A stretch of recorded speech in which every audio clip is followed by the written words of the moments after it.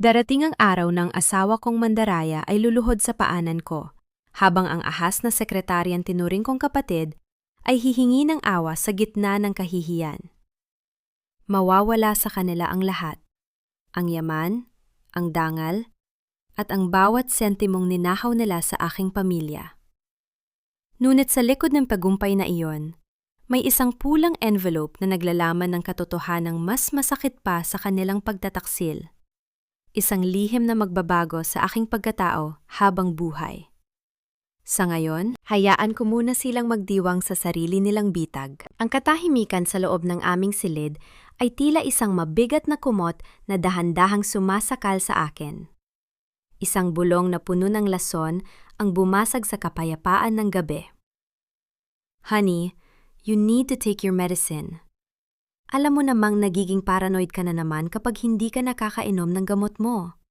You're just not thinking straight lately. Idinilat ko ang aking mga mata at tumingin sa kisame. Ang boses ni Marco ay malumanay, puno ng mapagpanggap na pag-aalala na dati ay itinuturing kong langit. Ngunit ngayon ay tila kuko ng isang halimaw na kumakamot sa aking pandinig. Hindi ako gumalaw. Hindi ko hinaya ang makita niya ang panginginig ng aking mga daliri sa ilalim ng makapal na kumot. Sa loob ng aking isipan, paulit-ulit na tumatakbo ang mga larawang nakita ko sa aking tablet, 5 minuto bago siya pumasok sa kwarto. Ang live feed mula sa nakatagong kamera sa aking opisina sa Radiant Tech. Doon, sa mismong upuang iniwan ng aking yumaong ama, nakita ko si Marco. Hindi siya nag-iisa. Nakaupo sa kanyang kandungan si Sofia, ang aking pinagkakatiwalaang executive assistant, habang masayang pinag-uusapan ang gagawing pagpapatalsik sa akin sa susunod na board meeting. I'm fine, Marco, malamig kong sagot. Umupo ako sa kama at sinalubong ang kanyang paningin. Iniisip ko lang ang presentation para sa Lunes. The future of Radiant Tech depends on it. Lalong lumawak ang mapait na ngiti sa kanyang mga labi. Lumapit siya at inabot ang isang baso ng tubig kasama ang isang maliit na puting tableta. Hayaan mo na kami ni Sofia ang mag-asikaso niyan, Kat. You're too stressed. Pinirmahan mo na ba ang special power of attorney na iniwan ko sa desk mo kanina? It's for your own good, para makapag-focus ka sa recovery mo. Ito na ang unang saksak. Gusto niyang pirmahan ko ang aking sariling kamatayan sa kumpanya, habang pinalalabas na ako ay nawawala sa sariling wisyo. Ang tuso niyang mga mata ay naghihintay ng aking pagsuko. Not yet. I want to review the clauses one more time, sabi ko habang kinukuha ang baso. Ang tubig ay tila kumukulo sa aking paningin. Alam ko kung ano ang nasa loob nito. Hindi bitamina, kundi ang pampatulo ng isip na dahan-dahang wawasak sa aking memorya. Biglang tumunog ang aking cellphone sa ibabaw ng nightstand. Isang sunod-sunod na mensahe mula sa isang hindi kilalang numero. Ticking clock, Katrina. 48 oras na lang bago ma-empty ang offshore accounts. Move now or lose everything. Ramdam ko ang pagbugso ng adrenaline sa aking mga ugat.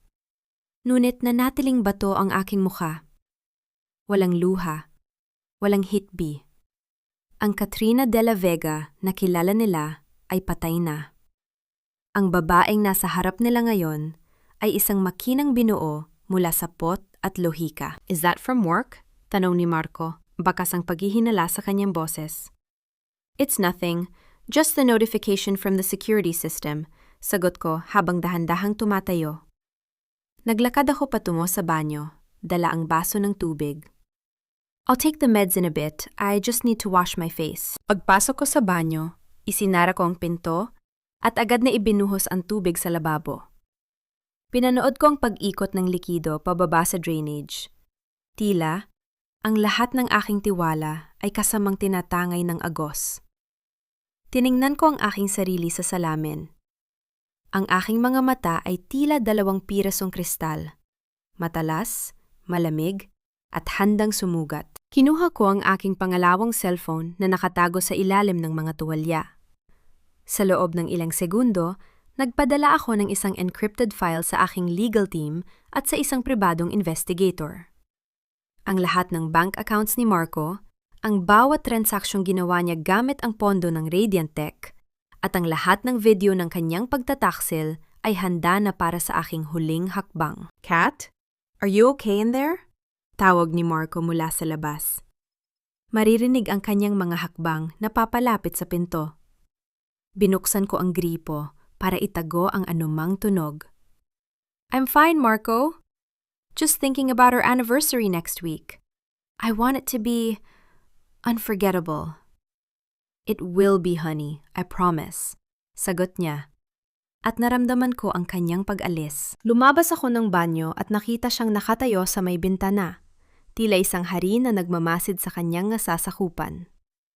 Hindi niya alam na ang bawat segundong lumilipas ay isang hakbang patungo sa kanyang pagbagsak. Kinuha ko ang aking robe at naglakad patungo sa pinto. "I forgot. I need to check the server logs in the study. May glitch daw sa system." "Kat, it's late. Bukas na yan." Pagpigil niya, lumingon ako sa kanya at nagbigay ng isang manipis na ngiti. Isang ngiting hindi umaabot sa aking mga mata. "Don't worry, Marco. Mabilis lang ito. Gusto ko lang siguraduhin na walang makakapasok sa system natin na hindi natin alam. Security is everything, right?" Habang naglalakad ako sa hallway, ang bawat tunog ng aking mga yabag ay tila isang martilyo na nagpapatibay sa aking desisyon. Walang pag-aalinlangan. Walang paglingon. Pumasok ako sa study room at agad na nilock ang pinto. Binuksan ko ang computer at pumasok sa main server ng Radiant Tech Solutions. Ang aking mga kamay ay mabilis na gumagalaw sa keyboard. Sa loob ng ilang minuto, inilipat ko ang lahat ng voting rights ng aking mga shares sa isang dummy corporation na ako lang ang may kontrol. Pinutol ko ang lahat ng access ni Marco sa mga corporate credit cards. Isang huling mensahe ang lumabas sa aking screen mula sa aking investigator. "The documents for the offshore assets are ready. But there's a problem. Your grandmother, Lola Esmeralda, is being pressured to sign over her shares to Sophia's father. They are at her house right ngayon." Ang aking hininga ay tumigil. Ang aking lola, ang tanging pamilyang natitira sa akin, ang huling kuta ng aking moralidad, ay nasa panganib dahil sa kasakiman ng lalaking pinakasalan ko. Tumayo ako at kinuha ang susi ng aking sasakyan sa loob ng isang lihim na drawer. Hindi ako pwedeng maghintay ng Lunes. Ang giyera ay nagsisimula na ngayon. Habang pababa ako ng hagdan, nakita ko si Marco na nakatayo sa may pintuan ng bahay. Hawak ang kanyang cellphone. Mukhang galit siya. Mukhang may natanggap siyang balita na hindi niya nagustuhan. "Saan ka pupunta, Katrina? Gabi na," tanong niya. Ang kanyang boses ay hindi na malumanay. May halong banta na ito. Tumingin ako sa kanya ng diretsyo. Ang takot na dati ay bumabalot sa akin ay napalitan ng isang mapanganib na kalmado. "Pupunta ako kay Lola. I have a feeling she needs me more than I need this medicine." "Hindi ka aalis," sabi ni Marco habang humahakbang patungo sa akin. Ang kanyang mukha ay namumula sa galit. "You're unstable, Kat. I can't let you drive in this state." Hinawakan niya ang aking braso ng mahigpit, ngunit hindi ako kumibo. Inilapit ko ang aking mukha sa kanya, sapat na para maramdaman niya ang aking malamig na hininga. "Bitiwan mo ako, Marco. Dahil kung hindi, baka mas maaga mong malaman kung ano ang pakiramdam ng mawalan ng lahat. At maniwala ka, mas masakit yon kaysa sa saksak na ginagawa niyo ni Sofia sa likod ko." Nanlaki ang kanyang mga mata. Ang pagkagulat ay dahan-dahang napalitan ng kilabot nang makita niya ang isang bagay sa aking mga mata na hindi niya kailanman nakita noon. Ang katotohanan na alam ko na ang lahat. Binitawan niya ang aking braso, at sa pagkakataong yon, tumunog ang kanyang cellphone. Isang tawag mula sa bangko.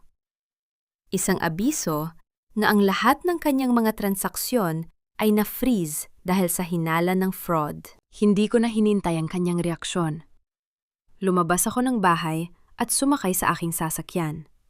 Habang pinapaandar ko ang makina, tiningnan ko ang aming mansyon sa huling pagkakataon. Ang bahay na ito ay hindi na isang tahanan.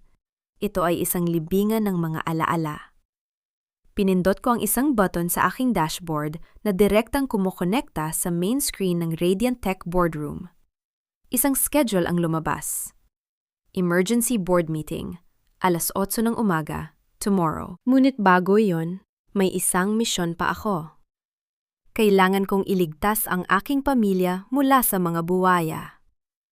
Habang mabilis akong nagmamaneho sa madilim na kalsada, isang bagong mensahe ang pumasok sa aking phone mula sa hindi kilalang numero. Lola is safe for now. But look at the red folder in your glove compartment. Hindi lang si Marco ang kalaban mo, Katrina. Ang traidor ay mas malapit sa'yo kaysa sa iniisip mo. Dahan-dahan kong binuksan ang glove compartment habang tumatakbo ang sasakyan sa bilis na 100 kilometro bawat oras. Sa loob, isang pulang folder ang nagniningning sa ilalim ng ilaw ng dashboard. Nang buksan ko ito, isang larawan ang nalaglag. Ang larawan ng aking yumaong ama, kasama ang isang taong hinding-hindi ko inakalang magagawa akong traidurin. Ang aking puso ay tila tumigil sa pagtibok, ngunit ang aking paa ay lalong bumaon sa accelerator. Ang gabi ay mahaba at ang dugo ay malapit ng dumanak sa mundo ng Radiant Tech. Ang bawat metro ng kalsadang nilalagpasan ko ay tila isang pahina ng aking buhay na dahan-dahang nasusunog. Sa loob ng pulang folder na yon, ang larawan ng aking ama kasama si Attorney Arnaldo. Ang pamilyang abogado na tinuring naming higit pa sa dugo ay isang malupit na paalala na sa mundong ito, ang katapatan ay isang mamahaling luho na hindi kayang bayaran ng kahit anong yaman. Sila ang arkitekto ng aking paggagunaw at ako ang kanilang itinakdang biktima. Ngunit hindi nila alam, ang biktima ay natuto ng humawak ng sarili niyang patalim. Pagdating ko sa mansyon ni Lola Esmeralda, ang paligid ay nababalot ng isang mapanlinlang na katahimikan. Ang mga ilaw sa garden ay tila mga matang nagmamasid sa dilim. Pagkapasok ko sa malawak na sala, ang amoy ng pamilyar na pabango ay agad na sumalubong sa akin, jasmine. Ang pabangong ako ang nagbansag. Ang pabangong madalas kong iregalo kay Sofia. Ngunit ngayon, ang bango nito ay tila amoy ng isang nabubulok na bangkay. Cat! Oh my God, you're here! We were so worried about you. Patakbong lumapit sa akin si Sofia. Ang kanyang muka ay puno ng peking pag-aalala. Sabi ni Marco, nag-collapse ka raw sa bahay at hindi mo alam ang ginagawa mo. Why are you driving at this hour? It's dangerous for your condition. Tiningnan ko siya mula ulo hanggang paa. Suot niya ang isa sa aking mga mamahaling silk robes na iniwan ko rito noon. Ang kanyang mga mata ay nagniningning sa katusuhan, tila tinatantya kung gaano nakalala ang aking pagkabaliw. I don't know, Sofia. Bigla na lang akong nagising sa sasakyan. Sagot ko. Ang aking boses ay gumaralgal, sapat na para maniwala silang nawawala ako sa aking sarili. Nasaan si Lola? I need to see her. Lola is sleeping, ate. Pinainom na siya ni Attorney Arnaldo ng pampatulog para hindi siya ma-stress sa nangyayari sa kumpanya, sabi ni Sofia habang inaalalayan ako paupo. Everything is under control. Marco and Attorney are just finalizing some documents sa study room para protektahan ang shares mo. You should rest, okay? Isang mapait na ngiti ang namuo sa aking puso. Protektahan? Mas tamang sabihing niluluto na nila ang aking huling hapunan. Attorney Arnaldo is here? Tanong ko, kunwari ay naguguluhan. That's good. He knows what my father wanted. Yes, ate. He knows exactly what to do. Nakakalokong sagot ni Sofia. Lumapit siya sa akin at hinawakan ang aking balikat. Wait, let me get you some tea. You look so pale. Parang nakakita ka ng multo. Habang naglalakad siya patungo sa kusina, ang bawat kislap ng kanyang takong sa sahig ay tila isang insulto. Agad kong kinuha ang aking maliit na tablet mula sa loob ng robe at pumasok sa system ng bahay. Salamat sa glitch na ginawa ko kanina. Ako ngayon ay isang ghost user sa aming sariling network. Walang makakakita na ang bawat galaw sa loob ng study room ni Lola ay naririnig at nakikita ko ngayon sa aking screen. Sa screen, nakita ko si Marco at Attorney Arnaldo. May hawak silang isang makapal na dokumento.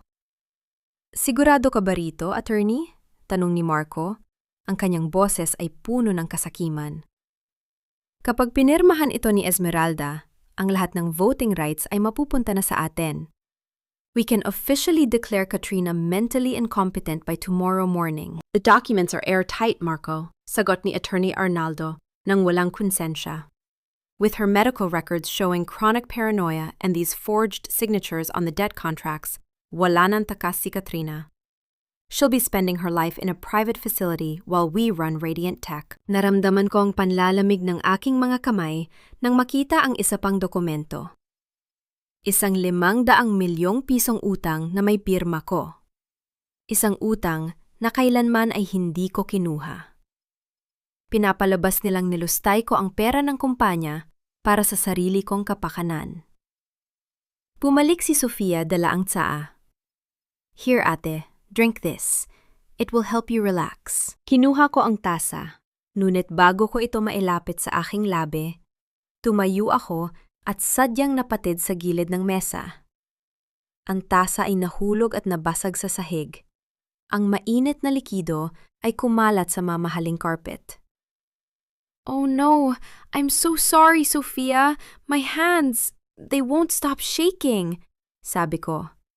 Ang aking boses ay puno ng takot at kalituhan. Nagkunwari akong hapo at napahawak sa aking ulo. The voices, they're getting louder again. Nakita ko ang mabilis na pagpapalitan ng tingin ni na Sofia at ni Marco na kalalabas lang ng study room. Ang kanilang mga mata ay nagpagpo, isang tingin ng tagumpay. Naniniwala silang tuluyan na akong bumigay. It's okay, Kat. We're here. We'll take care of you. Lumapit si Marco at niyakap ako. Ang kanyang amoy ay halo ng sigarilyo at ang matamis na pabango ni Sofia. Nakakasuka. Sofia, dalhin mo si Kat sa taas. I'll call the doctor to give her something stronger. Wait, Marco. Tawag ko habang nakasandal sa kanyang dibdib. Inayos ko ang kanyang kurbata, dahan-dahan. Tila isang mapagmahal na asawa. Hinaplos ko ang tela, pinapakiramdaman ang bawat hibla nito. Sa aking isipan, hindi ito kurbata. Ito ay isang lubid na unti-unting humihigpit sa kanyang leeg sa bawat segundo ng aking pagpapanggap. Your tie is crooked. Ayokong makita ka ng board members bukas na hindi maayos ang hitsura. You have to look like the leader they want you to be. Tumingin siya sa akin. Tila nagtataka sa biglaang pagbabago ng aking tono. Ngunit agad din siyang ngumiti nang mapagtanto niyang tila tinatanggap ko na ang aking kapalaran bilang kanyang anino. Don't worry, honey. I'll make you proud. Sabi niya bago ako hinalikan sa noo. Isang halik na tila tatak ng kamatayan. Habang inaalalayan ako ni Sofia paakyat sa hagdan, naramdaman ko ang bigat ng isang folder sa ilalim ng kanyang kilikili. Ang folder na may markang Radiant Tech Liquidation. Nang makarating kami sa itaas, nagkunwari akong hihiga sa kama. Sofia, can you get me some water? Nauuhaw ako. Sure ate, just a second. Sagot niya at lumabas ng kwarto. Sa sandaling sumara ang pinto, agad akong tumayo. Alam ko kung saan itinatago ni Sofia ang kanyang mga gamit. Mabilis kong hinalugog ang kanyang bag na iniwan niya sa sofa sa loob ng kwarto. Doon, natagpuan ko ang isa pang susi, ang susi sa vault ni Lola Esmeralda. Ngunit bago ko pa mahawakan ng susi, biglang bumukas ang pinto. Si Marco ang pumasok, hindi si Sofia. Ang kanyang mukha ay wala ng bahid ng pag-aalala. Ang kanyang mga mata ay nanlilisik habang nakatingin sa akin habang hawak ko pa rin ang folder na nakuha ko mula sa bag ni Sofia. Anong ginagawa mo sa mga dokumentom yan, Katrina? Ang kanyang boses ay tila isang kulog na nagbababadya ng bagyo. Lumapit siya sa akin ng mabilis. Ang kanyang anino ay bumabalot sa buong silid. I thought you were resting. O baka naman mas magaling ka lang talagang umarte kaysa sa inaakala ko. Hinawakan niya ang aking panga ng mahigpit. Pilit na inihaharap ang aking mukha sa kanya. Sa sandaling iyon, ang maskara ng baliw ay dahan-dahang natatanggal at ang apoy sa aking mga mata ay nagsimulang magliyab. Hindi ko kailangang umarte, Marco. Malamig kong bulong habang nararamdaman ang sakit ng kanyang pagkakahawak. Dahil ang katotohanan ay mas nakakatakot kaysa sa kahit anong palabas na kaya mong gawin. Anong katotohanan? Sigaw niya habang itinutulak ako sa pader. Na wala ka ng kapangyarihan? Na bukas ay isa ka nalang alaala sa kumpanyang ito? Ngumiti ako, isang ngiti na nagpatigil sa kanya. Na ang taong pinadalhan mo ng 500 milyong piso kanina ay hindi ang bangko sa Cayman Islands. It was my private account, Marco. Salamat sa huling access code na binigay mo sa akin kanina habang inaayos ko ang kurbata mo. Nanlaki ang kanyang mga mata. Ang takot ay agad na gumapang sa kanyang muka. Sa labas, narinig namin ang tunog ng mga sirena ng pulis na papalapit sa mansyon. Ano ang ginawa mo? Sigaw niya habang sinusubukan akong sakalin. Ngunit bago pa man dumapo ang kanyang mga kamay sa aking leeg, bumukas ang pinto at pumasok si Lola Esmeralda. Nakatayo ng tuwid, hawak ang isang recorder. Kasunod niya ang mga tauhan ng NBI. The game is over, Marco, sabi ni Lola. Ang kanyang boses ay puno ng otoridad. Ngunit sa kabila ng katarungang ito, may isang bagay na hindi ko inaasahan. Tumingin si Marco sa akin. Isang mapait na tawa ang kumawala sa kanyang mga labi habang pinapupusuwasan siya. Akala mo ba panalo ka na, Katrina? Look at the folder again. Look at the last page. Dahan-dahan kong binuksan ang huling pahina ng pulang folder na hawak ko. Doon, nakita ko ang isang pangalan na nagpag-uuho sa aking mundo. Ang tunay na may-ari ng utang na 500 milyong piso. Hindi si Marco, hindi si Sofia, kundi ang aking ama. At ang utang na yon ay hindi kinuha para sa kumpanya, kundi para itago ang isang krimen na magdadala sa aming lahat sa impyerno. Ang bawat tibok ng aking puso ay tila isang mabigat na yabag sa isang walang hanggang pasilyo. Habang pinapanood ko ang mga otoridad na pusasan ang aking asawa, ang mundong akala ko ay itatayo ko muli ay unti-unting gumuho sa aking paanan. Ang huling pahina ng pulang folder ay tila naging apoy sa aking mga kamay, sinusunog ang bawat magandang alaala ko sa aking ama. Bakit, Marco? Ang tanging lumabas sa aking mga labi. Hindi ito tanong ng isang nasaktang asawa, kundi ang hiling ng isang anak na naghahanap ng katwiran. Tumawa si Marco, isang tawang puno ng pait at panunuya, habang hinihila siya ng mga pulis palabas ng silid. Tanungin mo ang sarili mo, Katrina. Bakit mo ba inisip na ang yaman ng Radiant Tech ay galing sa malinis na paraan? Ang itinatangi mong ama, ang bayani ng industriya, ay isang mamamatay tao sa likod ng kanyang mamahaling suit. Ang mga salitang iyon ay tila mga saksak na bumaon sa aking pandinig. Sinungaling! Sigaw ko.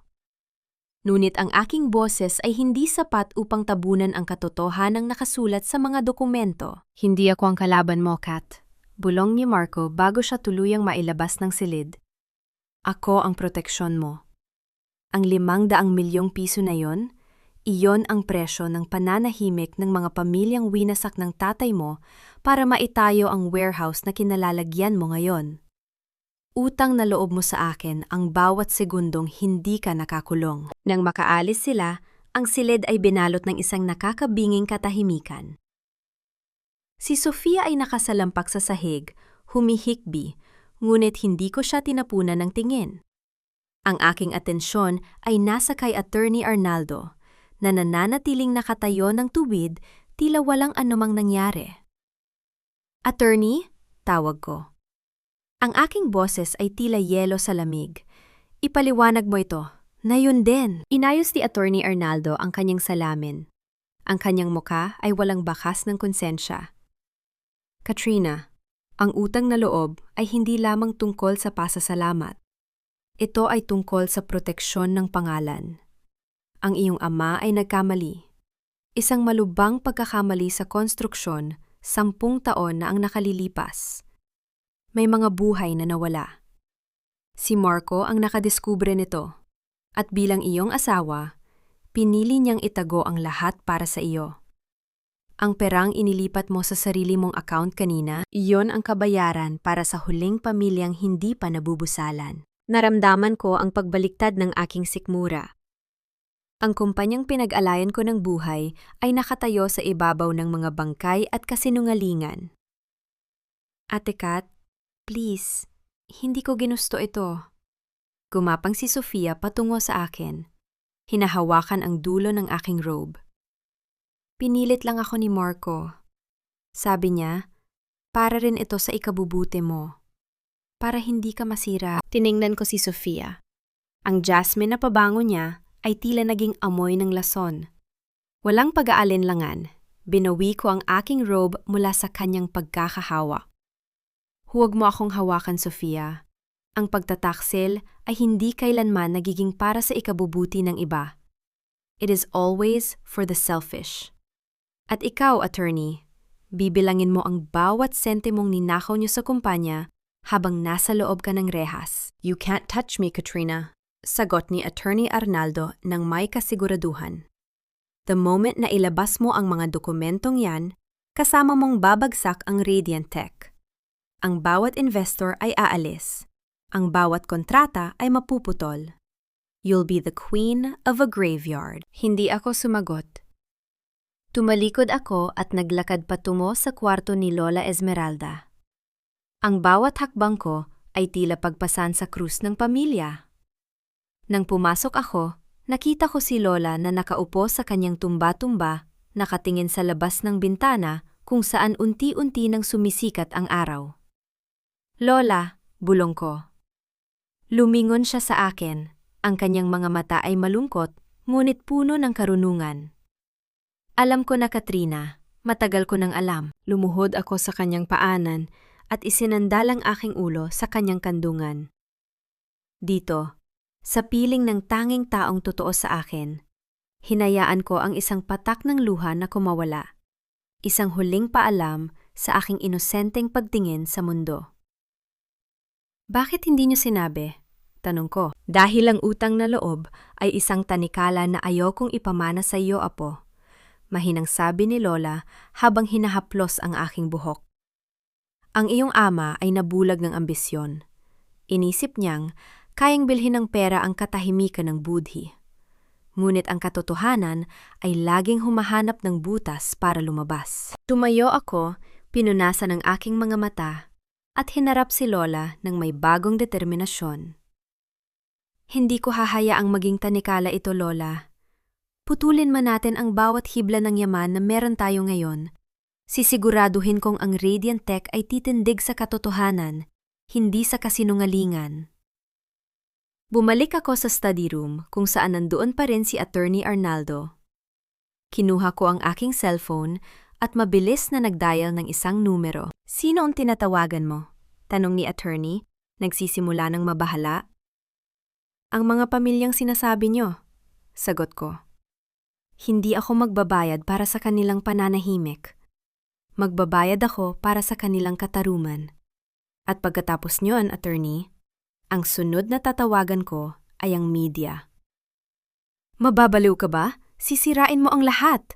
sigaw niya. "No, Attorney. I'm just cleaning my house," malamig kong sagot. Ngunit bago ko pa matapos ang tawag, isang malakas na tunog ng pagsabog ang narinig mula sa ibaba. Ang buong mansyon ay nanginginig. Ang usok ay nagsimulang pumasok sa study room. Narinig ko ang boses ng isang tao sa intercom ng bahay. Isang boses na hindi kay Marco, hindi kay attorney, kundi isang boses na matagal ko nang hindi naririnig. Ang utang na loob ay dapat bayaran ng buo, Katrina. At dahil pinili mong buksan ang bibig mo, ang huling kabayaran ay ang buhay mo. Ang monitor sa desk ay biglang bumukas. Nagpapakita ng isang timer na bumibilang pababa. 2:00, 1:00, at 50. Tiningnan ko si Lola. Pagkatapos ay ang pinto. Si Sofia ay nawala na sa sala. Si Attorney Arnaldo ay mabilis na tumatakbo patungo sa bintana. Sa gitna ng kaguluhan, may isang bagay na napansin ng aking mga mata sa ilalim ng desk ni Lola. Isang maliit na pulang kahon na may pangalan ko. Hindi ito galing sa aking ama, kundi isang huling regalo mula sa taong akala ko ay patay na. Ang timer ay patuloy sa pagbaba. Isang desisyon ang kailangang gawin sa loob ng ilang segundo. Ang iligtas ang kumpanya, ang iligtas si Lola, o ang alamin ang katotohanan sa likod ng boses na tila nanggaling sa hukay. Ang Radiant Tech ay nasusunog at sa gitna ng mga abo, ang tunay na laro ay nagsisimula pa lamang. Ang bawat segundo sa timer ay tila isang patak ng asidong bumubutas sa aking sistema. 0045, 0044. Ang amoy ng sunog na kable at chemical ay sumasakal na sa aking lalamunan. Nayanig ang buong study room nang muling magkaroon ng dagundong mula sa ibaba, isang puwersang nagmula sa kailaliman ng mansyon na tila gustong lamunin ang bawat alaala ng pamilya De La Vega. Katrina, umalis na tayo! Mamatay tayo rito! Hiyaw ni Attorney Arnaldo habang pilit na binubuksan ang bintana. Ang kanyang muka ay puno ng malinis na takot. Ang kanyang katapatan ay naglaho kasabay ng unang pagsabog. Hindi ko siya pinansin. Ang aking tingin ay nakatuon kay Lola Esmeralda. Nanatili siyang kalmado, tila ang kamatayan ay isang lumang kaibigan na matagal na niyang inaasahan. Ang kahon, Katrina. Kunin mo ang maliit na pulang kahon. Bulong niya sa gitna ng ingay ng gumuguho naming tahanan. Mabilis akong yumukod sa ilalim ng desk. Ang aking mga kamay ay hindi nanginginig. Ang bawat kilos ko ay kalkulado. Nakuha ko ang kahon at agad itong isinilid sa loob ng aking robe. Inalalayan ko si Lola. Ang kanyang bigat ay tila ang bigat ng buong kasaysayan ng aming pamilya na kailangang iligtas. Attorney, tulungan mo ako rito! Sigaw ko. Ngunit nakita ko na lamang ang anino ni Arnaldo na tumalon sa bintana patungo sa balkonahe. Traidor hanggang sa huling sandali. 2:15, wala nang oras para sa hagdan. Hinila ko ang isang mabigat na kortina at ibinalot ito sa braso ni Lola at sa akin. Ginamit ko ang emergency slide na ipinalagay ko noon para sa seguridad ni Lola sa likod ng study room. Isang mabilis na pagdausdo sa gitna ng init at usok. Pagbagsak namin sa damuhan ng garden, isang malakas na hiyaw ng bakal at semento ang pumuno sa gabi.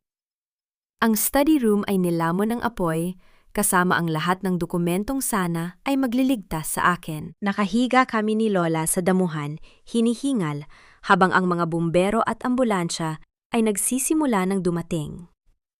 Sa malayo, nakita ko ang isang itim na sasakyan na mabilis na humaharurot palayo. Si Marco? O ang boses sa intercom? Ate Kat! Lola! Isang pamilyar na boses ang narinig ko. Si Sofia. Tumatakbo siya patungo sa amin, kunwari ay umiiyak. Ngunit ang kanyang mga mata ay nakatitig sa pulang kahon na hawak ko. Sa sandaling iyon, isang plano ang nabuo sa aking isipan.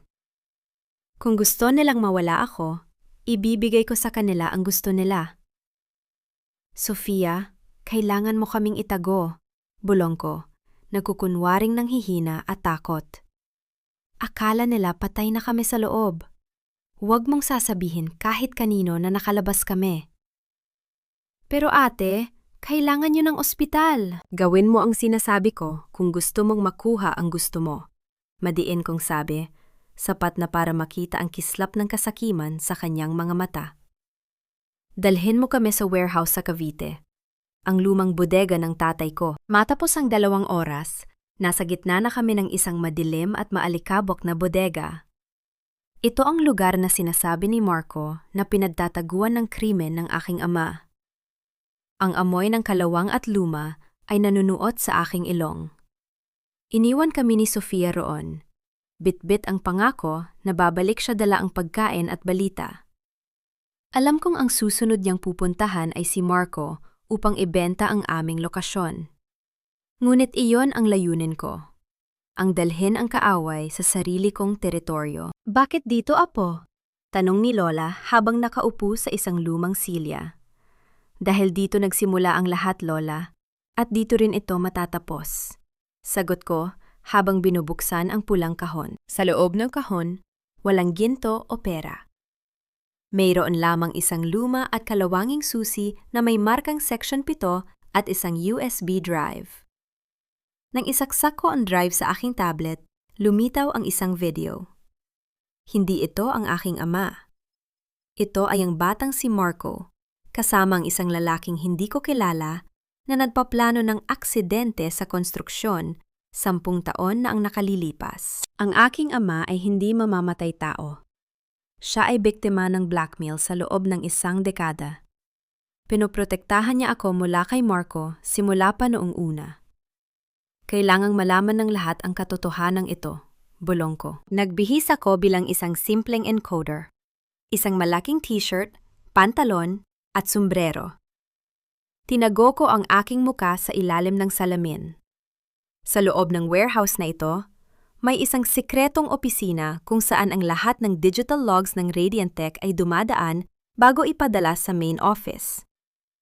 Walang nakakaalam nito kundi ang aking ama at ngayon, ako. Pumasok ako sa system bilang isang encoder na naggangalang, Cat. Sa loob ng ilang oras, nakita ko ang lawak ng korupsyon. Hindi lang si Marco ang nagnanakaw. May isang malaking sindikato sa loob ng kumpanya na naglilipat ng mga piyesa patungo sa black market. Habang abala ako sa pag-hack, narinig ko ang pagbukas ng mabigat na pinto ng warehouse.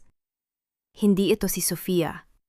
Ang tunog ng mabibigat na yabag ng bota ay naging dahilan upang manigas ako sa aking kinauupuan. Pinatay ko ang monitor at nagtago sa likod ng malalaking kahon ng mga server. Hanapin niyo siya, sabi ni Sofia. Nandito lang sila. Ang boses ni Marco ay tila galing sa impyerno. Hindi siya nakulong? Paano siyang nakalabas agad? Sir, walang tao rito. Puro alikabok lang, sagot ng isang lalaki. Huwag kayong titigil. Kailangan ko ang susi sa Section 7. Kapag nakuha ko yon, wala nang makakapigil sa akin, sigaw ni Marco. Narinig ko ang kanilang paglapit sa aking pinagtataguan. Ang bawat tibok ng aking puso ay tila isang tambol na nagbabanta na ipagkanulo ang aking lokasyon. Hinawakan ko ang susi sa aking bulsa. Biglang may isang kamay na tumakip sa aking bibig mula sa likuran. Halos mapasigaw ako sa takot. Ngunit isang malamig at baritonong boses ang bumulong sa aking tainga. Huwag kang malikot kung gusto mong mabuhay, Katrina de la Vega. Hindi ako ang kalaban mo. Lumingon ako ng bahagya at nakita ang isang lalaking nakauniporme ng NBI, ang parehong lalaking nakita ko sa mansyon ni Lola. Ngunit may isang bagay sa kanyang mga mata na nagpakaba sa akin. Isang pamilyar na kislap na nakita ko na noon sa mga larawan ng aking ama. Sino ka? Bulong ko. Ang taong nagbabantay sa iyo simula noong mamatay ang tatay mo. At ang taong magsasabi sa iyo na ang Section 7 ay hindi lang isang silid. Ito ay isang bitag na sasabog sa loob ng 5 minuto. Sa labas, narinig namin ang pagtawa ni Marco habang binubuksan ang pinto ng Section 7. Marco, wag! Sigaw ko, kahit alam kong hindi niya ako maririnig. Isang nakakabinging katahimikan ang namayane, kasunod ng isang malamig na mechanical na boses na nanggaling sa loob ng Section 7. Access denied. Activation of self-destruct sequence initiated. Tumingin sa akin ang lalaking NBI. Kailangan nating tumakbo. Na yun din. Habang hinihila niya ako palabas, lumingon ako at nakita ang takot sa mga mata ni Marco bago magliwanag ang buong paligid. Ngunit sa pagkakataong ito, hindi lang apoy ang sumabog. Isang digital na mensahe ang sabay-sabay na lumabas sa lahat ng billboard sa Makati at sa bawat computer ng Radiant Tech. The truth shall set you free. Katrina De La Vega. Ang aking huling alas ay nailatag na. Ngunit habang tumatakbo kami palayo sa nagliliyab na bodega, isang tanong ang hindi mawala sa isip ko. Paano nalaman ng lalaking ito ang bawat kilos ko? Sa wakas, ang matigas na ulo ni Katrina ay naging abo na rin. Cheers to our new empire, Sofia! Ang boses ni Marco ay nanggagaling sa speaker ng aking laptop. Malinaw at puno ng kayabangan. Nakaupo ako sa isang madilim na sulok ng isang ligtas na bahay sa Tagaytay, malayo sa usok ng nasunog na bodega. Kasama ko si Lola Esmeralda at ang lalaking nagpakilalang Rafael, ang NBI agent, na may mga matang tila nakakakita sa likod ng bawat kasinungalingan. Pinapanood ko sila sa surveillance camera na itinanim ko sa mansyon bago ang pagsabog. Nakikita ko si Sofia na suot ang aking paboritong Cartier necklace habang humihigop ng mamahaling wine. Ang kanilang tawa ay tila mga pako na ibinabaon sa aking pandinig.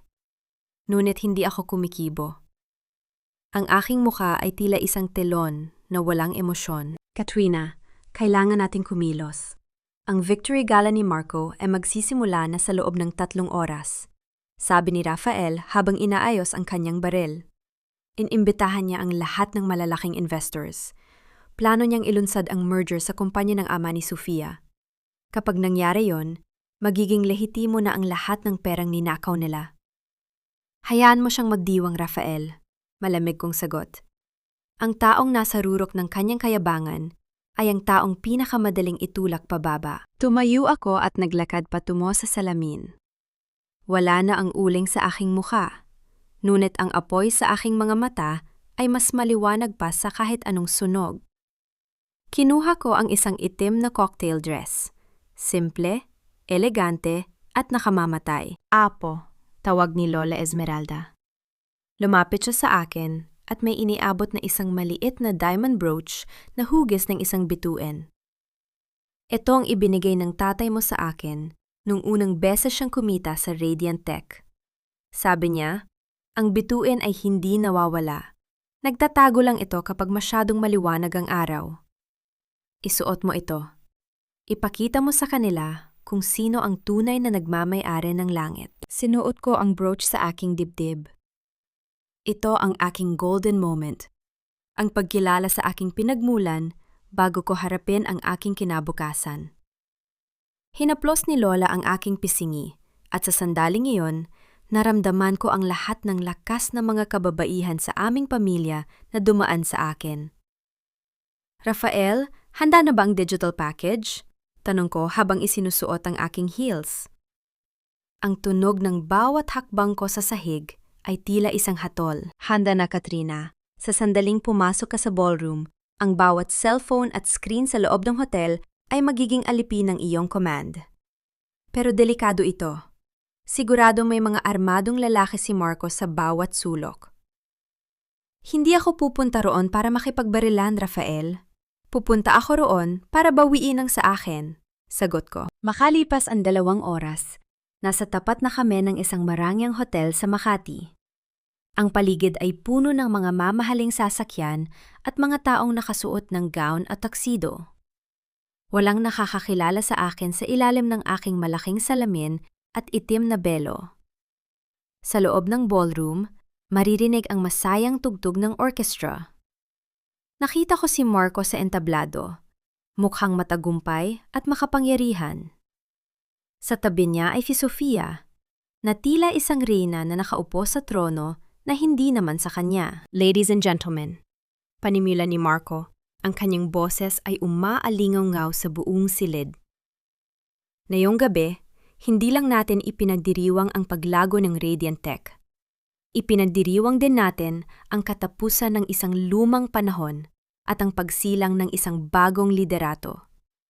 Sa kasamaang palad, ang aking asawang si Katrina ay wala na rito para makita ito. Ngunit ang kanyang legasya ay mabubuhay sa ilalim ng aking pamamahala. Isang mapait na tawa ang muntik nang kumawala sa akin. Ang kapal ng mukha ng lalaking ito ay wala talagang hangganan. Dahan-dahan akong naglakad patungo sa control room ng ballroom. Dahil sa tulong ni Rafael, madali kaming nakapasok sa back door. Ang bawat bouncers na madaanan namin ay tila mga estatwa sa harap ng pagiging profesional ni Rafael. Pagdating ko sa tapat ng malaking double doors ng ballroom, hinubad ko ang aking belo at salamin. Inayos ko ang aking buhok at tiningnan ang aking refleksyon sa pinto. Katrina de la Vega. Ang babaeng akala nila ay naging abo na. Ngayon na, bulong ko sa earpiece ko. Biglang namatay ang lahat ng ilaw sa ballroom. Ang orchestra ay tumigil sa pagtugtog. Ang katahimikan ay tila isang mabigat na presensya na bumalot sa lahat. Pagkatapos ng ilang segundo, ang malalaking LED screen sa likod ni Marco ay bumukas. Ngunit hindi ang logo ng kumpanya ang lumabas, kundi ang video ni Marco habang nilalagyan ng lason ang aking tubig sa kwarto. Pagkatapos, ay ang audio ng kanyang pag-amin tungkol sa Section 7. Narinig ko ang mahihigpit na singhap ng mga tao sa loob. Ang bulungan ay tila isang mabilis na agos ng tubig. Nakita ko ang mukha ni Marco sa ilalim ng emergency lights. Putlang-putla, tila nakakita ng multo. "What is this? Patayin niyo yan! Patayin niyo yan!" Sigaw ni Marco habang sinusubukang agawin ang mic. Ngunit huli na siya. Ang bawat screen ay nagpakita na rin ng mga bank statement ng kanyang mga nakaw na yaman. Dahan-dahan kong itinulak ang malaking pinto. Ang liwanag mula sa hallway ay tumama sa akin, tila isang spotlight sa gitna ng kadiliman. Naglakad ako papasok. Ang bawat tunog ng aking sapatos ay tila isang etyo ng katarungan. Ang lahat ng mata ay lumingon sa akin. "Ang huling hapunan ay tapos na, Marco." Ang boses ko ay hindi malakas, ngunit ito ay sapat na upang patahimikin ang buong ballroom.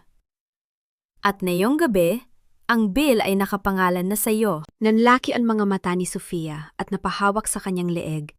Tila ang kwintas na suot niya ay biglang naging isang tanikala. Tumakbo si Marco pababa ng entablado patungo sa akin. Ang kanyang muka ay puno ng galit at desperasyon. "Katrina, paano ka?" Ngunit bago siya makalapit, hinarang siya ni Rafael at ng iba pang mga agent. Sa gitna ng kaguluhan, isang lalaking nakasuot ng taksido ang lumabas mula sa anino sa gilid ni Marco. Isang lalaking hindi ko inaasahang makita rito. "Katrina, tumakbo ka!" Sigaw ni Rafael. Lumingon ako at nakita ang lalaking iyon na may hawak na isang maliit na remote control. "Akala mo ba ikaw lang ang may digital trap, Katrina?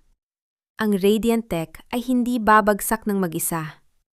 Isang pulang ilaw ang nagsimulang kumislap sa ilalim ng bawat mesa sa loob ng ballroom.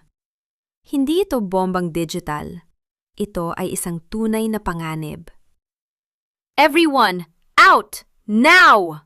Sigaw ko. Sa gitna ng nagkakagulong mga tao, hinawakan ni Marco ang aking braso nang may sapat na lakas upang masaktan ako. "Kung mamatay ako ngayong gabi, Katrina, sasama ka sa akin." Ang cliffhanger ay narito na. Ang remote control ay pinindot, ngunit bago ang pagsabog, isang lihim na pinto sa ilalim ng entablado ang bumukas at isang pamilyar na boses ang tumawag sa aking pangalan, ang boses ng aking ama. "Katrina, dito!" Ang aking ama? Patay na siya. 10 taon na ang nakalilipas. O ganoon ang pinaniwala nila sa akin. Ang kamay ni Marco ay parang bakal na nakapulupot sa aking braso. Ang kanyang muka ay isang larawan ng ganap na pagkasira. Hindi ka aalis, Katrina. Kung babagsak ang Radiant Tech, sisiguraduhin kung abo ka na bago ka makaupo sa trono. Sigaw niya. Ang laway niya ay tumatalsik sa aking muka. Sa sandaling iyon, ang takot ay napalitan ng isang malamig na pagkadire. Tiningnan ko siya ng diretso sa mga mata. You're pathetic, Marco. Ang isang hari ay hindi kailangang manakal para manatili sa kapangyarihan. Bago pa siya makasagot, isang mabilis na siko mula kay Rafael ang tumama sa sikmura ni Marco, dahilan upang mabitawan niya ako at mapaluhod sa sakit. Ang ballroom ay puno na ng usok mula sa mga smoke machine na sadyang pinasabog para sa kaguluhan. Ngunit ang mga pulang ilaw ay patuloy sa kanilang nakakabaliw na ritmo. Katrina! Sa ilalim ng entablado! Nayon na! Muling utos ng boses. Ang boses ng aking ama na nanggagaling sa isang maliit na speaker sa gilid ng hagdan. Rafael, bantayan mo ang mga tao.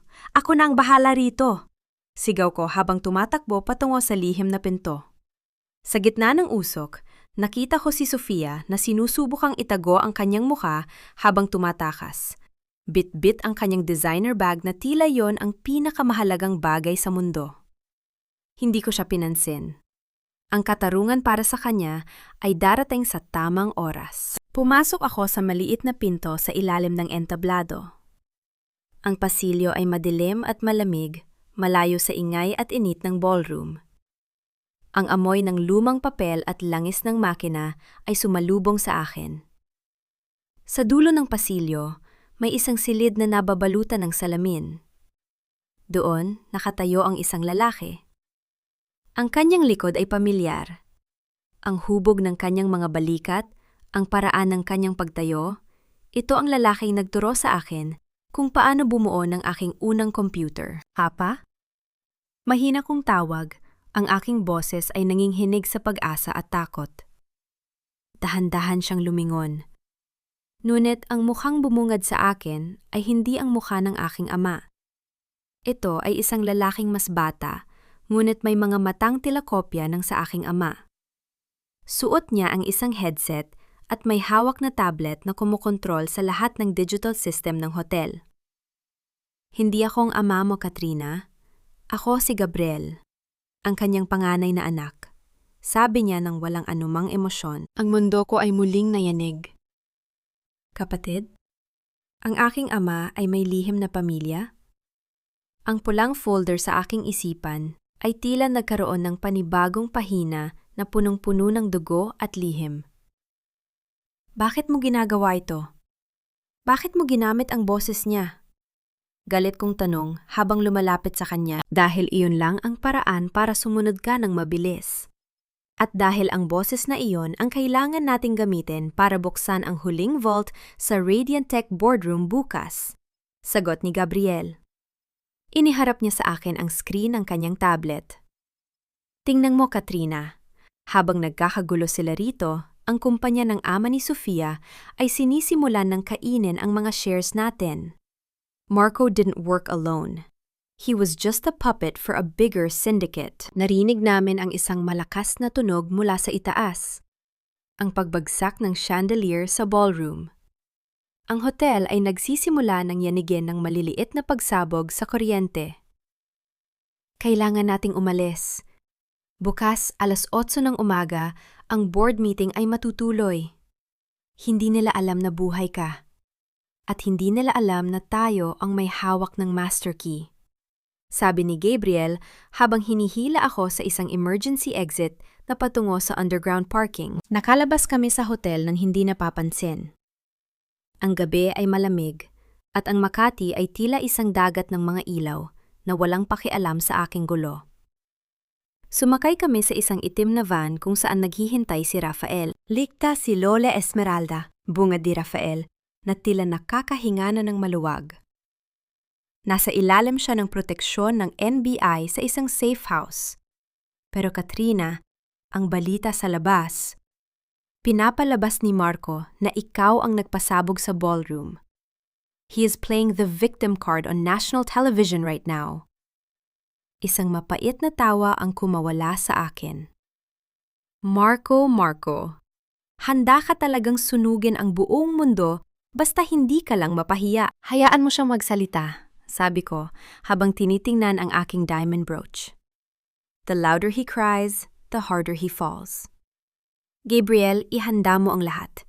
Bukas, papasok tayo sa boardroom hindi bilang mga biktima, kundi bilang mga tagapagpatupad ng hatol. Kinabukasan, 7:30 ng umaga, ang gusali ng Radiant Tech Solutions ay nababalutan ng mga mamamahayag. Ang balita ng pagsabog kagabi ay ang pinakamainit na paksa sa buong bansa.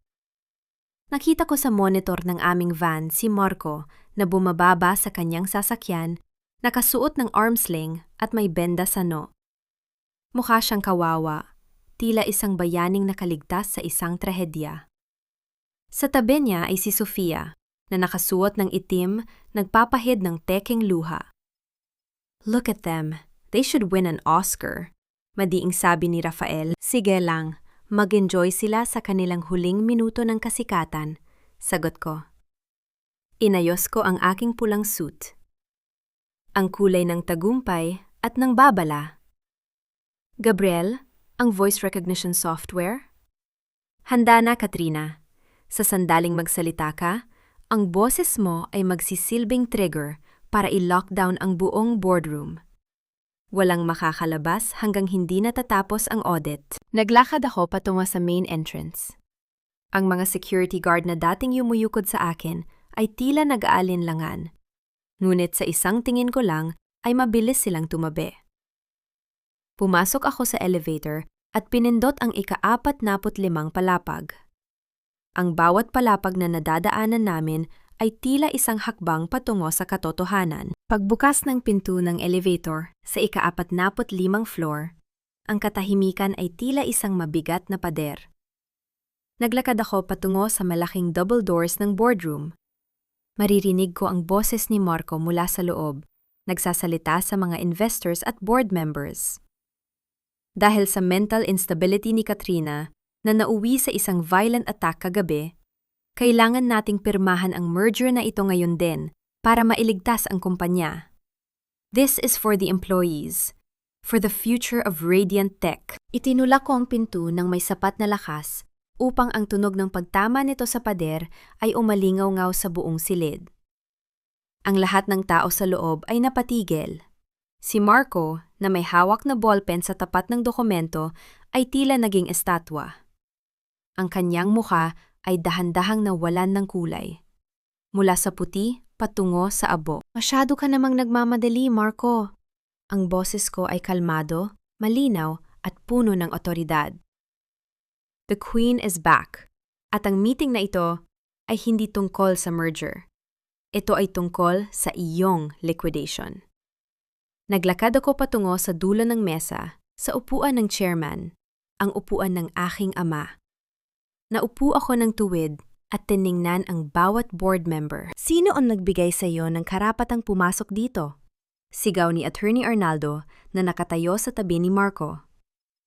You are unstable. May warrant of arrest na laban sa iyo. Ngumiti ako at inilapag ang aking tablet sa mesa. Actually, attorney, ang warrant of arrest ay nakapangalan sa iyo at kay Marco. Gabriel, i-play mo ng audio. Ang boses na lumabas sa speakers ay hindi ang boses ko. Ito ay ang boses ng aking ama.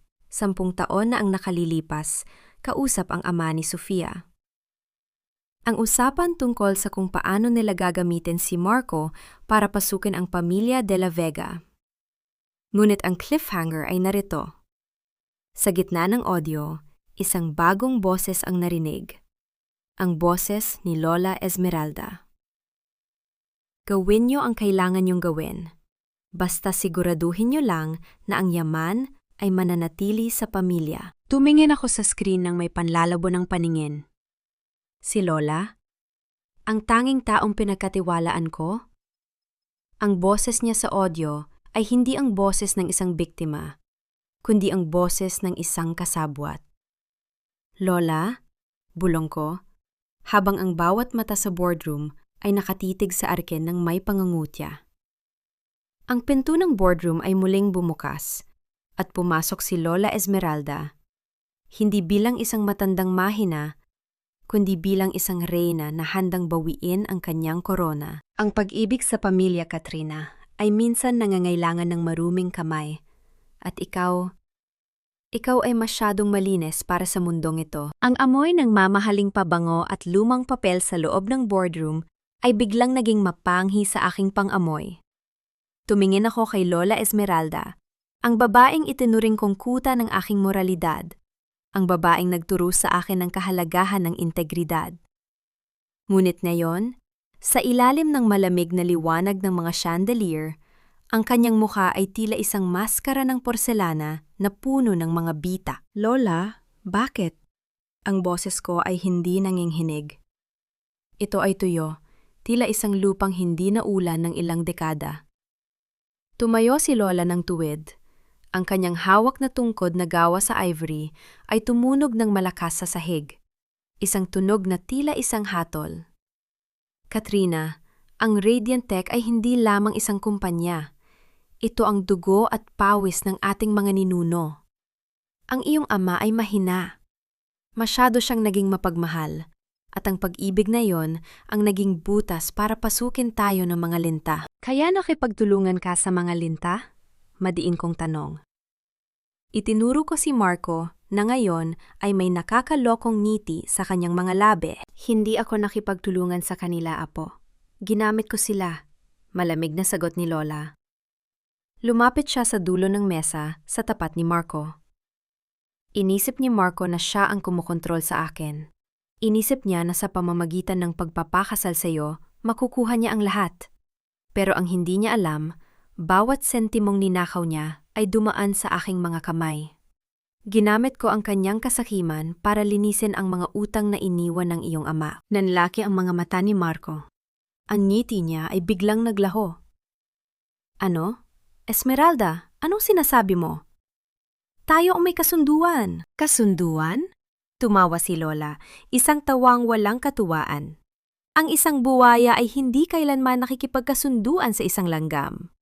Katrina, ang dahilan kung bakit kita hinayaang magdusa sa piling ng lalaking ito ay para patigasin ka, para matuto kang lumaban. Ang kumpanyang ito ay nangangailangan ng isang reynang may pusong bato, hindi isang prinsesang naghahanap ng katarungan. Sa sandaling iyon, ang uksye o matinding inis na nararamdaman ko ay umabot na sa rurok. Ang buong buhay ko ay ginawa nilang isang eksperimento. Ang aking sakit, ang aking luha, ay bahagi lamang ng training na gusto ni Lola. Dahan-dahan akong tumayo. Tumingin ako kay Gabriel na nasa monitor ng aking tablet at pagkatapos ay kay Rafael na nakatayo sa may pinto. Ang kanilang mga mata ay nagtatanong, naghihintay ng aking utos. You're wrong, Lola, simula ko. Ang aking boses ay umalingaw-ngaw sa buong boardroom, tila isang dambuhalang kampana. Ang kumpanyang ito ay hindi nangangailangan ng reynang may pusong bato. Nangangailangan ito ng isang lider na marunong rumespeto sa tao. Inisip nyo na dahil apo nyo ako, susunod ako sa inyong baluktot na pamamaraan. Kinuha ko ang isang remote control mula sa aking bulsa at pinindot ang gitnang button. Biglang nagbago ang lahat ng monitor sa boardroom. Lumitaw ang isang live stream ng lahat ng aming mga factory at warehouse. Nakita ng lahat ang mga NBI agent na kasalukuyang kinukumpiska ang mga illegal na piyesa na ipinuslit ni Marco. Ang mga piyesang sinasabi ni Lola na ginamit niya para linisin ang utang ng kumpanya. Anong ginagawa mo, Katrina? Sigaw ni Lola. Ang kanyang boses ay naging matinis sa galit. Ginagawa ko ang nararapat, sagot ko. Inisip niyo na, dahil hawak niyo ang mga lumang dokumento, kontrolado niyo ang lahat. Pero hindi niyo alam na binuo ko ang isang bagong system. Isang system na hindi kayang pasukin ng kahit anong utang na loob o tradisyon. Rafael, pasukin niyo na sila. Bumukas ang pinto ng boardroom at pumasok ang mga agent ng NBI. Lumapit sila kay Marco at Sofia, ngunit ang isa ay dumiretso kay Attorney Arnaldo at ang huli ay tumayo sa tapat ni Lola Esmeralda. Esmeralda de la Vega, you are under investigation for money laundering and obstruction of justice, sabi ng lead agent. Ang mukha ni Lola ay naging kasing puti ng kanyang buhok. Ang kanyang ivory na tungkod ay nabitawan niya at lumika ng isang malakas na tunog sa sahig bago ito gumulong patungo sa aking paanan. Ate Kat, please! Hindi ko alam na kasali si Lola rito. Sigaw ni Sofia habang kinakaladkad siya ng mga pulis. Ang kanyang designer bag ay nahulog at bumukas. Nagkakalat ng mga mamahaling gamit na nakuha niya mula sa kumpanya. Tumingin ako kay Marco. Siya ay nakayuko. Ang kanyang kayabangan ay tila isang bula na biglang pumutok. Kat, sorry. Patawarin mo ako. Hindi ko siya sinagot.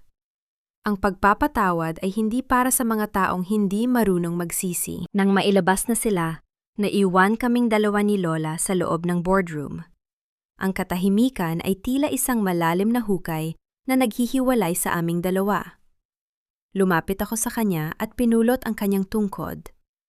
Inabot ko ito sa kanya, ngunit hindi ko siya tiningnan sa mga mata. Ang utang na loob ko sa inyo, Lola, ay tapos na. Iniligtas niyo ang kumpanya sa maling paraan, at ngayon, ililigtas ko ito sa tamang paraan, sabi ko. Aalis kayo sa Radiant Tech. Na yon din. Katrina, hindi mo kayang patakbuhin ito ng mag-isa. Tudurugin ta nila. Ang kanyang boses ay puno ng desperation. Dudurugin? Lola, ako ang nagdisenyo ng mga system na nagpapatakbo sa kalahati ng bansang ito. I built this empire while you were busy playing God with my life. Malamig kong sagot. Aalis kayo o sisiguraduhin kong sa kulungan. Kayo magdiriwang ng inyong susunod na kaarawan. Dahan-dahang tumayo si Lola, kinuha ang kanyang tungkod, at naglakad palabas ng boardroom nang hindi lumingon. Ang kanyang bawat yabag ay tila isang paalala ng isang panahon na natapos na. Nang mawala na siya, naupo ako sa upuan ng chairman. Inihili ko ang aking ulo at ipinikit ang aking mga mata. Ang pagod ay biglang dumagsa sa aking katawan. Ngunit ang pakiramdam ng kalayaan ay mas matamis pa sa kahit anong tagumpay. Ngunit ang cliffhanger ay narito. Isang notification ang pumasok sa aking tablet. Isang email mula sa isang hindi kilalang sender. Congratulations, Katrina! You've cleaned the house. Pero nakalimutan mo ang basement. Ang pulang folder? Mayroong itong microchip na nakatago sa selyo. I-activate mo ito kung gusto mong malaman ang tunay na dahilan kung bakit namatay ang ama mo. Dahan-dahan kong kinuha ang pulang folder. Hinaplos ko ang selyo nito at naramdaman ang isang maliit at matigas na bagay sa loob. Ang aking kamay ay nagsimulang manginig. Ang laro ay hindi pa tapos. At ang tunay na kalaban ay maaring hindi pa nakakalabas sa silid na ito. Tiningnan ko ang screen ng monitor at nakita ko ang anino ng isang tao sa refleksyon ng salamin ng boardroom. Isang taong hindi ko napansin na nanatili sa loob. Sino ka? Tanong ko, habang mabilis na kinukuha ang baril na ibinigay sa akin ni Rafael. Ang anino ay dahan-dahang lumabas mula sa dilim ng sulok ng silid. Ito ay si Gabriel. Ngunit may hawak siyang isang baril na nakatutok sa akin. At ang kanyang mukha ay wala ng bahid ng pagiging magkapatid. The basement is where the real bodies are buried, Katrina. At ikaw, ang huling bangkay na kailangan ko. Ang dulo ng baril ni Gabriel ay tila isang malamig na daliri ng kamatayan na nakaturo sa aking no. Nanatili akong nakaupo sa upuan ng chairman.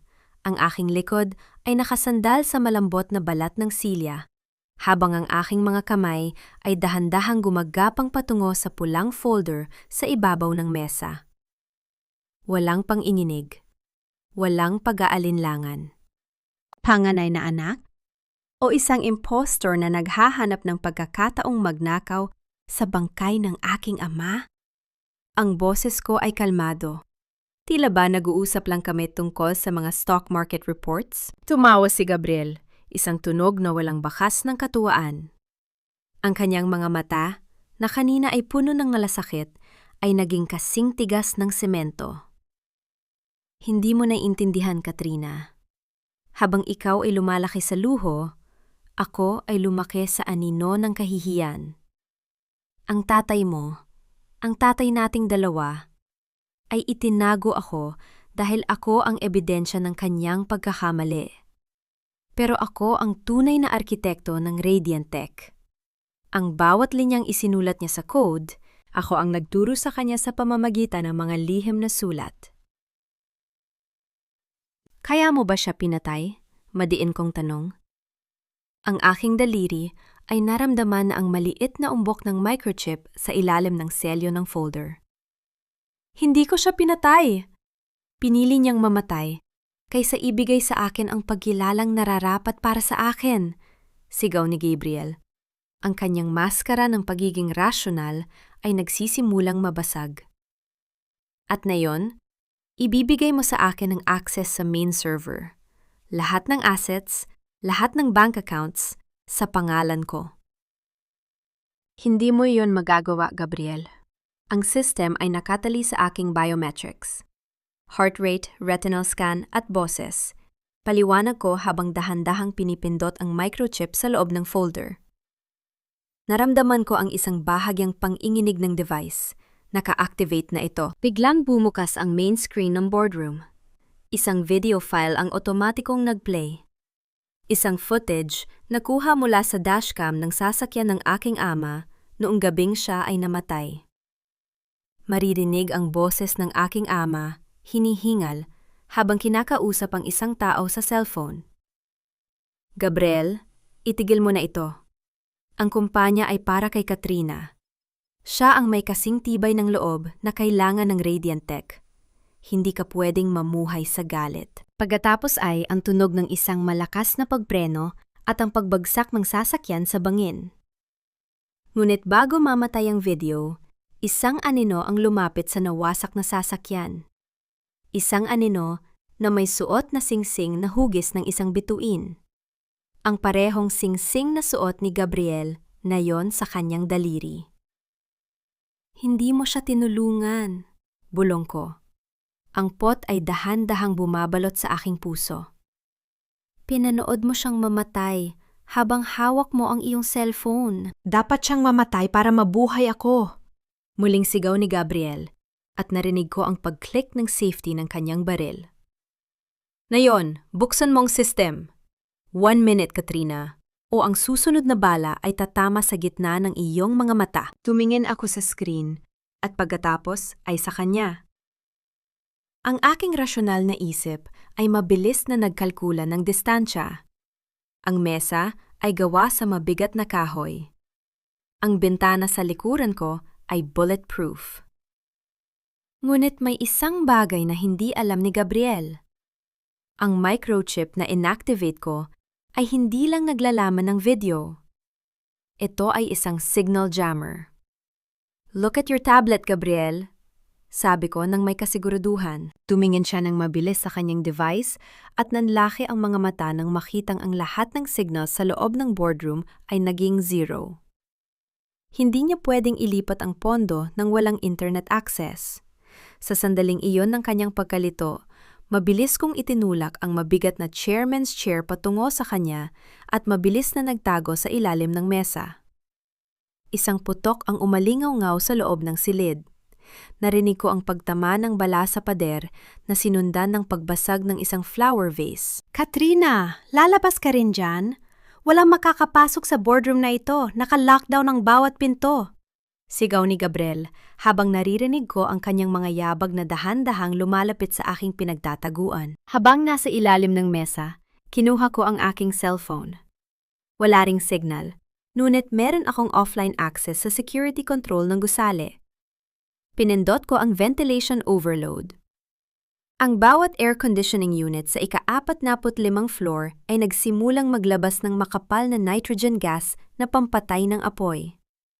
Ito ay hindi nakakalason, ngunit nakakasilaw at nakakawala ng hininga.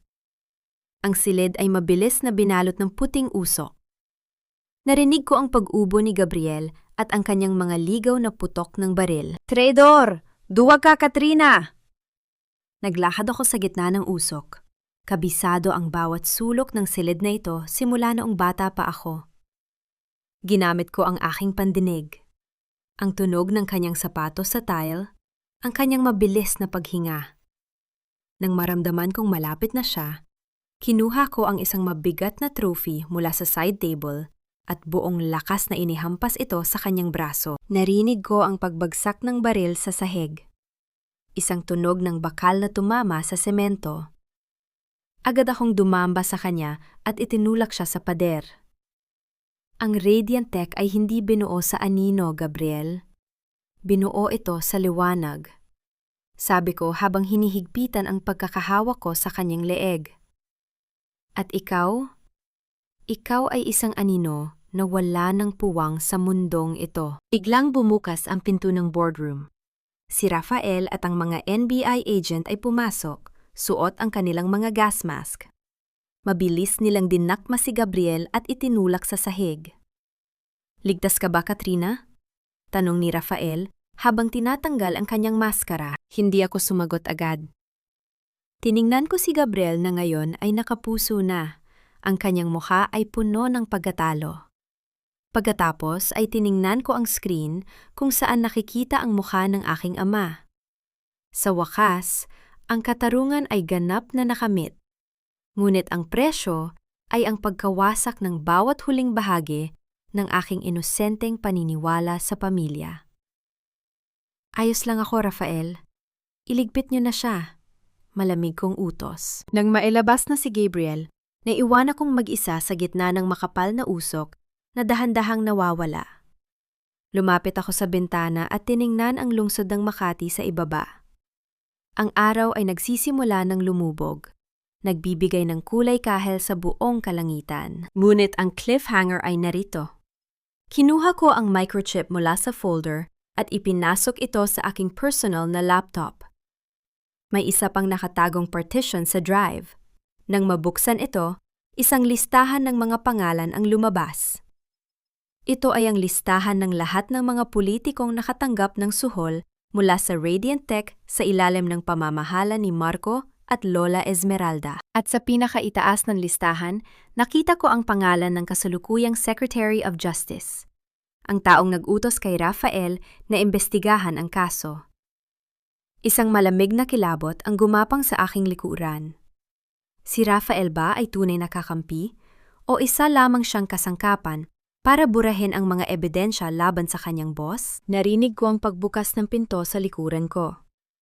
Si Rafael ay nakatayo doon, may hawak na isang tasa ng kape, ngunit ang kanyang mga mata ay nakatitig sa screen ng aking laptop. Nahanap mo na pala ang listahan, Katrina?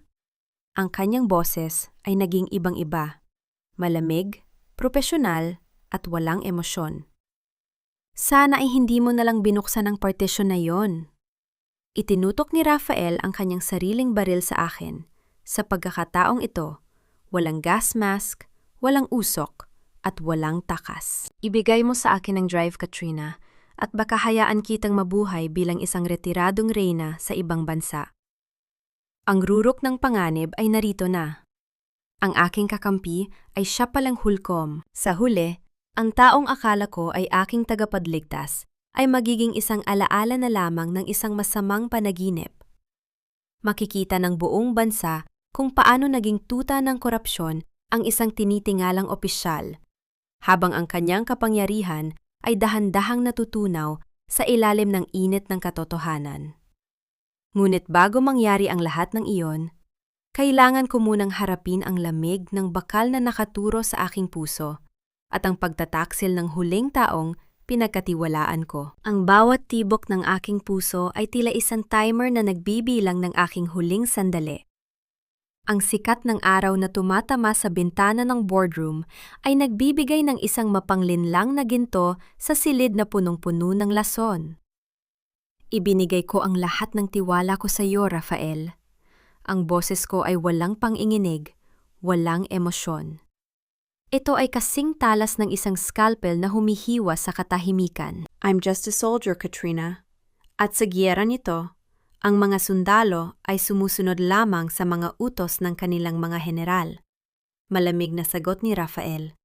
Hindi gumagalaw ang kanyang kamay na humahawak ng baril. The Secretary of Justice is not someone you want to mess with. Ibigay mo sa akin ang drive at sisiguraduhin kong makakaalis ka ng bansa ng ligtas. Huwag mong gawing sementeryo ang boardroom na ito. Isang mapait at tuyong tawa ang kumawala sa aking lalamunan. Isang sundalo? O isang bayarang pumatay na nakasuot ng uniforme? Akala ko ay katarungan ang hinahanap mo, Rafael. Pero tila mas mahalaga pala sa iyo ang iyong susunod na promotion kaysa sa buhay ng mga taong winasak ng boss mo. You don't understand the pressure, Kat. This world is dirty. Walang puwang ang mga idealistang tulad mo. Sigaw ni Rafael. Ang kanyang pasensya ay nagsisimula ng mabasag. Dahan-dahan akong tumayo mula sa upuan ng chairman. Hindi ako lumayo. Sa halip ay humakbang ako patungo sa dulo ng baril. Inilapat ko ang aking noo sa malamig na dulo nito. Nakita ko ang isang mabilis na kislap ng pag-aalinlangan sa kanyang mga mata. Kung ganon, kalabit mo na ang gatilyo, Rafael. Bulong ko. Dahil sa sandaling mamatay ako, ang bawat file sa drive na iyon ay otomatikong mag-upload sa bawat media outlet sa Pilipinas, sa international press, at sa social media accounts ng bawat investor ng Radiant Tech. It's a dead man's switch. Ang kamatayan ko, ang magiging mitsa ng inyong pagbagsak. Nanlaki ang mga mata ni Rafael. Nagsisinungaling ka. Subukan mo ako. Hamon ko. Ang aking tingin ay hindi bumibitaw sa kanya. Alam mo kung anong klaseng programmer ako? Hindi ko hahayaang manalo ang mga tulad nyo nang walang reserbang plano. Biglang tumunog ang personal na cellphone ni Rafael. Isang tawag mula sa Secretary of Justice. Nanginginig ang kanyang kamay habang sinasagot ang tawag. Yes, sir. No, sir. Katrina is still... What? Dahan-dahang ibinaba ni Rafael ang kanyang baril. Ang kanyang muka ay nawala ng kulay. Ang video, paano ito lumabas? Numiti ako. Isang ngiti ng tagumpay na binuo mula sa matalinong pagpaplano. Habang kinakausap mo ako, Gabriel had already triggered the upload. Akala mo ba ay hindi ko alam na may nagmamanman sa akin? Gabriel was my backup. Ang kanyang pag-atake kanina ay isang palabas para makuha ang atensyon mo habang ini-encrypt namin ang huling ebidensya laban sa sekretary. You used Gabriel? Tanong ni Rafael, tila hindi makapaniwala. Kinamit namin ang isa't isa para sa katarungan ng aming ama, sagot ko. At ikaw, Rafael, ay tapos na. Tumingin ka sa labas ng bintana.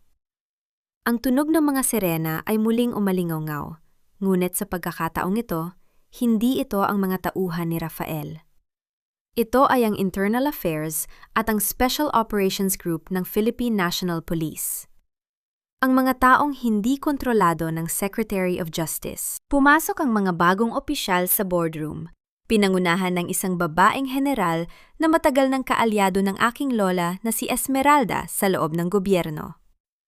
Mabilis nilang dinisarmahan si Rafael at ang kanyang mga tauhan. Rafael Santillan, you are under arrest for conspiracy, treason, and attempted murder, sabi ng general. Tumingin sa akin si Rafael bago siya ilabas ng silid. Ang kanyang pagkatalo ay ganap na. Wala na ang kanyang kayabangan. Wala na ang kanyang proteksyon. Siya ay isa na lamang talunang sundalo sa isang giyerang. Akala niya ay panalo na siya. Nang mawala na sila, lumabas si Gabriel mula sa control room. Ang kanyang muka ay may mga pasa pa rin mula sa aming paghaharap kanina. Ngunit meron na itong bakas ng kapayapaan. Tapos na ang lahat, Katrina, sabi niya. Hindi pa, Gabriel. Sagot ko habang nakatingin sa monitor kung saan nakikita ang balita tungkol sa pagbibitiw at pag-aresto sa Secretary of Justice. Ngayon pa lang tayo magsisimulang maglinis ng tunay na kalat. Naglakad ako patungo sa balkonahe ng boardroom. Ang hangin ng gabi ay malamig, ngunit ito ay nagdadala ng amoy ng bagong simula. Ang Radiant Tech ay nagniningning sa gitna ng kadiliman ng Makati, tila isang hiyas na dumaan sa matinding apoy, ngunit ang cliffhanger ay narito. Kinuha ko ang aking cellphone at binuksan ang isang huling file na ipinadala ni Lola Esmeralda mula sa kanyang kulungan. Ito ay isang voice clip na may petsang kahapon lang. Katrina, Apo, isang huling paalala. Ang Radiant Tech ay hindi binuo ng tatay mo. Hindi rin ito binuo ni Gabriel. Binuo ito ng isang taong hindi mo pa kilala. Ang taong nagbigay sa akin ng puhunan 10 taon na ang nakalilipas. Ang taong kasalukuyang nasa likuran mo ngayon. Nanigas ako sa aking kinatatayuan. Dahan-dahan akong lumingon at nakita ang isang lalaking nakasuot ng simpleng janitor's uniform, may hawak na floor polisher, ngunit ang kanyang mga mata ay pamilyar. Mga matang nakita ko sa bawat portrait ng aming pamilya sa loob ng mansyon. Papa? Ang bulong ko ay halos hindi marinig. Ang lalaki ay nagtanggal ng kanyang maskara, naglalantad ng isang mukhang mas matanda, puno ng mga peklat, ngunit buhay na buhay. Ang katarungan ay may presyo, Katrina. At ang presyo ay ang aking kamatayan sa mata ng mundo. Ngunit ngayon, handa ka na bang malaman ang tunay na dahilan kung bakit kailangang mamatay ng Radiant Tech? Ang bawat tagumpay ay may kapalit na bagong misteryo. At ang aking sariling ama, ang lalaking pinagluksaan ko ng 10 taon, ay ang taong may hawak ng huling patalim na tatapos sa lahat. Ang bawat segundo ng katahimikan sa pagitan namin ay tila isang dambuhalang pader na hindi matitibag. Ang lalaking may hawak ng floor polisher, ang lalaking nakasuot ng kupas na uniforme, ay dahan-dahang lumapit sa akin. Ang kanyang mga mata ay pagod, puno ng mga lihim na hindi kayang dalhin ng isang normal na tao. Papa, ang tawag ko ay isang bulong. Isang pagsamo na sana ay nagkakamali ang aking paningin. Katrina, Apo, patawarin mo ako. Ang kanyang boses ay tila isang echo mula sa nakaraan, paos at puno ng pagsisisi. Kailangang isipin ng mundo na patay na ako para maprotektahan ka. Ang Radiant Tech, hindi ito isang kumpanya ng teknolohiya. Ito ay sa isang washing machine para sa maruming pera ng isang pandaigdigang sindikato. Naramdaman ko ang pag-ikot ng aking paligid. Ang lahat ng hirap ko, ang lahat ng laban ko kay Marco, kay Sofia at kay Lola Esmeralda, lahat ng iyon ay bahagi lamang ng isang mas malaking laro. Bakit na yun lang? Bakit mo hinayaang sirain nila ang buhay ko? Tanong ko. Ang aking boses ay nagsisimulang tumigas. Ang Katrina na umiiyak ay dahan-dahang naglalaho, pinalalitan ng chairman na handang maghatol. Dahil kailangan mong maging sapat na matapang para sunugin ang lahat, Katrina. Sagot niya habang iniaabot sa akin ang isang maliit na device. Sa loob niyan ay ang Genesis Protocol, isang code na magbubura sa bawat digital footprint ng Radiant Tech. Ang lahat ng pera, ang bawat kontrata, ang bawat lihim, mawawala lahat. Magiging abo ang kumpanyang ito sa loob ng 1 minuto. At ano ang mangyayari sa iyo? Sa atin? Mabubuhay tayo sa katotohanan, hindi sa kasinungalingan, madiin niyang sabi. Lumingon ako sa paligid ng boardroom. Ang marangyang silid na ito ay naging saksi sa aking pagdurusa at tagumpay. Tumingin ako kay Gabriel na nakatayo sa may pinto, nakatingin sa aming ama ng may halong puot at pagkamangha. Gabriel, tawag ko. Anong gagawin natin? Ikaw ang may hawak ng korona, Katrina. Ikaw ang magpapasya kung itutuloy natin ang legasyang ito o tatapusin na natin ang sumpa. Sagot ni Gabriel. Hindi ako nag-atubili.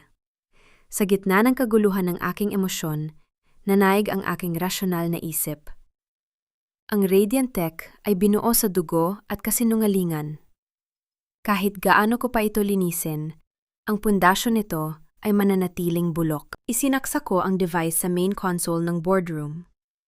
Lumitaw sa malaking screen ang isang pulang button. Execute Genesis Protocol. Katrina, huwag! Isang boses ang narinig mula sa speakers. Si Lola Esmeralda, tumatawag mula sa kanyang selda. Masisira ang pangalan natin! Magiging pulubi ka! Hindi ako magiging pulubi, Lola. Malamig kong sagot sa mic. Dahil ang tunay na yaman ko ay hindi ang kumpanyang ito, kundi ang aking kakayahan na bumuo ng bago. Ang De La Vega ay hindi isang brand. Ito ay isang paninindigan. Pinindot ko ang button. Walang malakas na pagsabog. Walang apoy. Ngunit sa bawat screen sa buong gusali, sa bawat computer ng Radiant Tech sa buong mundo, ang mga data ay nagsimulang maglaho. Ang stock price ng kumpanya sa pandaigdigang merkado ay bumagsak sa zero sa loob ng ilang segundo. Ang Radiant Tech Solutions ay wala na. Isang malalim na hininga ang pinakawalan ko. Ang pakiramdam ng paglaya ay hindi mailalarawan. Tumingin ako sa aking ama. Sa unang pagkakataon sa loob ng 10 taon, nakita ko siyang ngumiti. Isang tunay na ngiti ng isang taong nakalaya sa kanyang sariling bilangguan. Tapos na, Papa, sabi ko. Ngayon, magsimula tayo sa simula, sagot niya. Isang buwan makalipas, nakatayo ako sa harap ng isang simpleng opisina sa isang maliit na gusali sa labas ng lungsod. Sa pintuan, nakasulat ang bagong pangalan, Vega Innovations. Kasama ko si Gabriel bilang aking Chief Technology Officer at ang aking ama bilang isang tahimik na advisor. Wala na ang mga mamahaling suit, wala na ang mga bouncers, at wala na ang takot.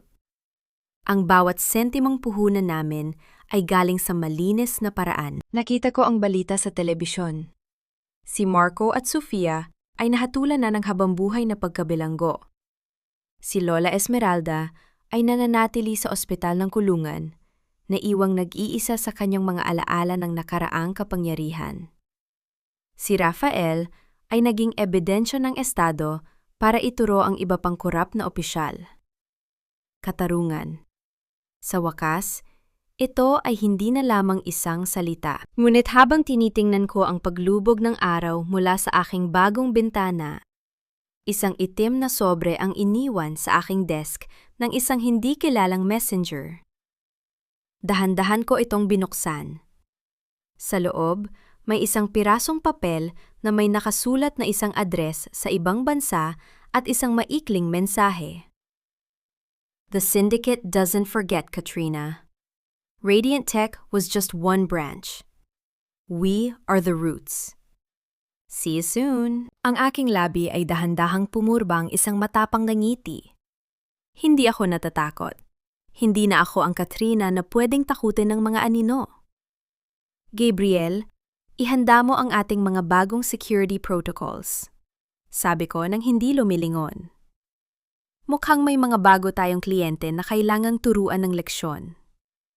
Ang aking bagong simula ay hindi isang pagtakas, kundi isang paghahanda para sa isang mas malaking giyera. At sa pagkakataong ito, ako na ang may hawak ng lahat ng alas. Ang dagat ay hindi marunong magtago ng dumi. Bawat dumi at basura ay pilit nitong ibinabalik sa pampang upang muling linisin ang sarili.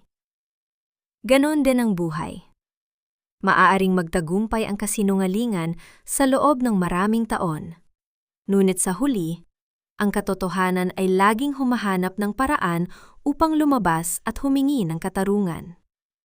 Sa gabing ito, habang pinagmamasdan ko ang mga alon sa dalampasigan ng Batangas, nararamdaman ko ang tunay na kahulugan ng kalayaan. Isang kalayaang hindi nabibili ng ginto, kundi binuo mula sa mga abo ng aking nakaraan. Isang taon na ang nakalipas simula nang gumuho ang imperyo ng Radiant Tech Solutions. Sa mga pahayagan, ang pangalang Katrina de la Vega ay naging simbolo ng katapangan at ng bagong simula. Ang aking bagong kumpanya, ang Vega Innovations, ay hindi na lamang isang pangalan sa mundo ng teknolohiya. Ito ay naging isang tahanan para sa mga taong naniniwala na ang bawat code at bawat algorithm ay dapat magsilbi sa kabutihan, hindi sa kasakiman. Binisita ko si Marco sa huling pagkakataon bago ako pumunta rito. Wala na ang makisig na lalaking nambola sa aking puso. Ang nasa harap ko ay isang lalaking lanta, nakasuot ng uniporme ng bilanggo at may mga matang wala ng ningning. Humingi siya ng tawad, umiyak, at nagmakaawa. Ngunit tiningnan ko lang siya ng may malamig na pagtanggap. Hindi ako nagtanim ng galit, dahil ang galit ay isang tanikala na ayaw ko nang dalhin. Ang aking pagpapatawad ay hindi para sa kanya. Ito ay para sa aking sarili, upang tuluyan ko nang maiwan ang kanyang anino sa likod ng mga rehas. Si Sofia naman ay tuluyan nang nawala sa eksena. Nabalitaan kong nagtatrabaho siya sa isang malayong probinsya, malayo sa karangyaan, at kinang ng Makati na dati niyang kinahuhumalingan. Ang kagandahang dati niyang ginamit para manira ng pamilya ay naging isang paalala na lamang ng kanyang mga maling desisyon. At si Lola Esmeralda? Nanatili siya sa kanyang mansyon, ngunit ang mansyong iyon ay naging isang malaking selda para sa kanya. Ang kanyang mga huling araw ay ginugol niya sa pakikipag-usap sa mga multo ng kanyang mga ambisyon. Ipinadala ko ang lahat ng kanyang mga kailangan, dahil iyon ang turo ng aking ama, ang maging makatao sa gitna ng kawalang katauhan. Ngunit hindi ko siya binisita. Ang aming ugnayan ay naputol na kasabay ng pagbagsak ng Radiant Tech. Naramdaman ko ang isang mainit na kamay sa aking balikat. Lumingon ako at nakita ang aking ama, nakasuot ng simpleng puting polo. Ang kanyang mukha ay maaliwalas at puno ng kapayapaan. Sa tabi niya ay si Gabriel, na ngayon ay masaya na sa kanyang tungkulin bilang tagapagtanggol ng aming pamilya at ng aming mga imbensyon. "Handa ka na ba, Katrina?" tanong ni Papa. Ang kanyang boses ay tila isang banayad na hangin. "Handa na ako, Papa. Hindi para sa susunod na giyera, kundi para sa bawat araw na darating ng may katapatan." Sagot ko habang nakangiti. Ang tanong ng marami ay kung nakamit ko ba ang katarungan. Ang sagot ko ay, oo. Ngunit ang katarungan ay hindi lamang ang pagkabilanggo ng mga may sala. Ang tunay na katarungan ay ang pagkakaroon ng lakas na tumayo muli matapos kang durugin. Ang kakayahang tumingin sa salamin nang walang bahid ng kahihiyan. At ang pagkakaroon ng isang payapang budi sa gitna ng isang maingay na mundo. Sa bawat babaeng nakikinig sa aking kwento, isa lang ang aking mensahe. Huwag kayong matakot na maging biktima, ngunit huwag kayong mananatiling biktima. Ang bawat luhang inyong iniyak ay maaaring maging gasolina para sa inyong pagbangon. Ang inyong halaga ay hindi itinatakda ng lalaking nasa tabi nyo o ng kumpanyang inyong pinaglilingkuran. Ang inyong halaga ay nasa loob ninyo, sa inyong talino, sa inyong diskarte, at sa inyong hindi matatawarang dangal. Ang gabi ay malalim na, ngunit ang mga bitian sa langit ay nagniningning ng mas maliwanag kaysa sa dati. Ang Radiant Jewel ay hindi na isang kumpanya. Ito ay ako. Isang hiyas na dumaan sa matinding hirap, naging abo, ngunit muling nabuo bilang isang brilyanteng hindi na kailanman mababasag. Dahan-dahan kong pikit ang aking mga mata at hinarap ang malamig na simoy ng dagat. Bukas, muling sisikat ang araw at kasabay nito ang isang panibagong kabanata ng aking buhay. Isang buhay na ako ang sumusulat, ako ang nagdidisenyo, at ako ang nagmamay-ari. Ang pamana ng Radiant Jewel ay hindi ang yaman, kundi ang katapangan na mamuhay ng totoo. At sa wakas, ang aking kwento ay tapos na sa pinakamagandang paraan, ng may kapayapaan, katarungan, at higit sa lahat, pag-asa.